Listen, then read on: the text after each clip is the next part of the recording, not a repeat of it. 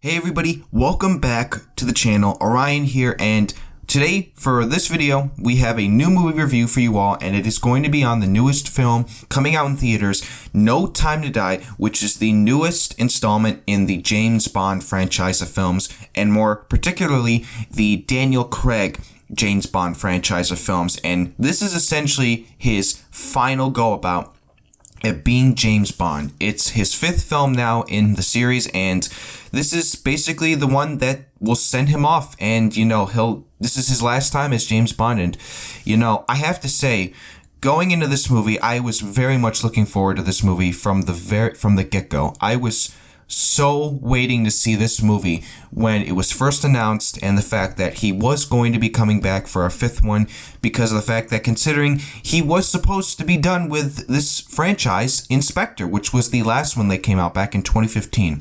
And so here we are with No Time to Die. He came back for one last time, and this was essentially the last one that he was ever going to be playing James Bond in. And I have to say, just to get it out of the way, I really, really liked this movie. I really, really had a good time. I'm going to go through some of the pros and cons. And so, ultimately, the pros, I just had a good time. It was a fun, entertaining movie. I thought the action was amazing. I thought every action set piece in this movie was well choreographed, well shot. Like, it was very well shot. And I saw this movie in IMAX, and I thought every action scene it showed everything that was going on, which is always good with an action scene. So everything was good there. And we had the acting, of course, which was top notch. No questions asked. The acting in this movie from every actor is top notch. No person really was bad in any way. I think everybody played their roles and played their parts to just really good. They were just all really good in the movie.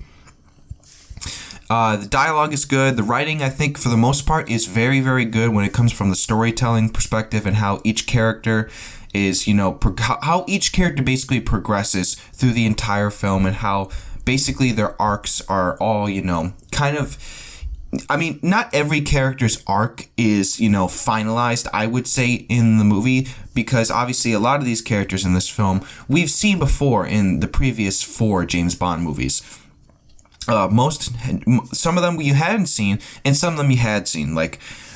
So I would say every character, for the most part, does get their due diligence, and overall, I think that is essentially that's what wound up the entire pros of this entire film. I really had a good time. I thought a lot of this movie worked. I thought Rami Malek let's talk about the villain for a second. I thought Rami Malek was a good villain, although this now kind of leads into the cons. I do think Rami Malek's Seven, which is his name, I thought he played a part that made sense for the type of villain that he was, but ultimately I thought he needed a little bit more. You get snippets of what his character is and what his motivations are, but ultimately, I don't think enough of his motivations were fleshed out enough to give me a true and better understanding of what he was trying to do. Because at the same time, again, we're leading into cons now. I do feel as though that there were a bunch of, let's just say, subplots and plot devices that were sprinkled in throughout the entire film that at times it made me feel not confused, but just a little I was not understanding in the moment why a certain thing would happen. It didn't make me confused throughout the entire film. It just in the moment would very much puzzle me.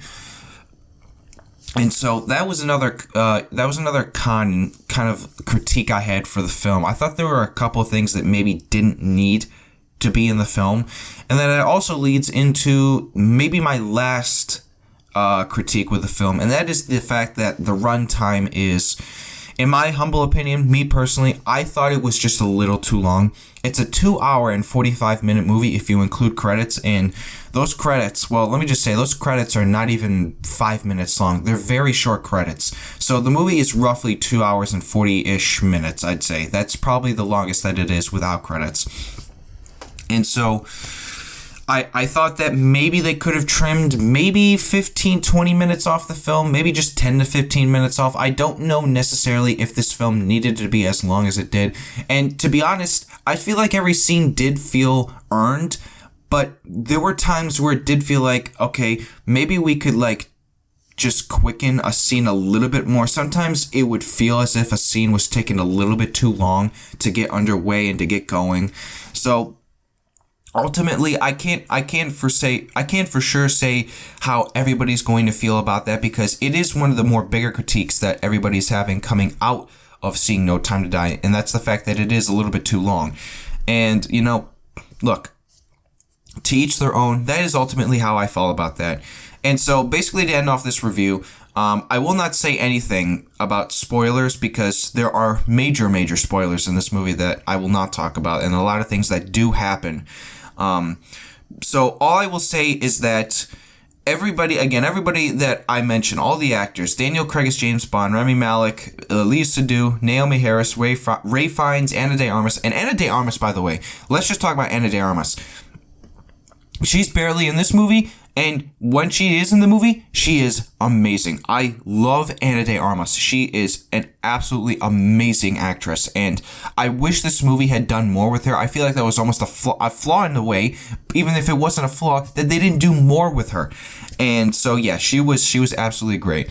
Lashana Lynch, Ben Whishaw, Jeffrey Wright, everybody is in, even Christoph Waltz, who makes I guess you could say cameo appearance as Blofeld, who was obviously the main villain from Spectre, which was the last movie. Everybody is great in this movie. And Daniel Craig, to kind of end off this review, Daniel Craig, I have to say, you have been absolutely amazing in all 5 of your Bond movies. And I have to say, even though I have never seen a single other Bond movie in my entire life, I know I'm going to get a lot of flack for that. I've never seen a single other Bond movie other than all 5 of Daniel Craig's Bond movies. I thought that you, by far, will probably end up being my favorite James Bond, and maybe, in my humble opinion, the best Bond that we've ever gotten. If I ever go back and watch the other movies, I'm probably still going to hold Daniel Craig to that light and say that he is the best, because there is just something about Daniel Craig as James Bond that he feels like he was meant to play that character. He's just really good in the role. He really is just so good as the character of James Bond. And I have to say, look, as this being his last movie, I feel they did give him a good send-off. I do. I personally feel like they did give him a good send-off. I have a feeling a lot of people are going to be a little bit 50-50, maybe. I guess you could say, on how they give him closure. Look, to each their own. I felt they gave him a good send-off. I really did. I really did think that they gave him a good send-off for this being his last movie, even if, the last one was meant to be his last. But hey, what can you say? I mean, he's just really good. I just love this five series of films that he did. And ultimately, if I had to rank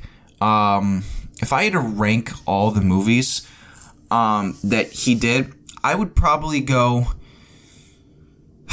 It's tough. I guess for me, I would go Skyfall, Casino Royale, No Time to Die, Spectre, and then Quantum of Solace. I think that is ultimately how I would rank all 5 of his films in the Bond franchise. And again, thank you for your service, Daniel Craig. You did us well with your 5 films, and I can't wait to see who is going to end up being the next James Bond. I really can't wait, because I think we're not going to really get another one for, I'd say, a couple of years. It's going to be a while before we get another James Bond. Ultimately, I wonder if they're even going to take a longer break and just give it some time, which is probably what they're going to do, honestly, because they need to make sure that they get a good casting for the next one.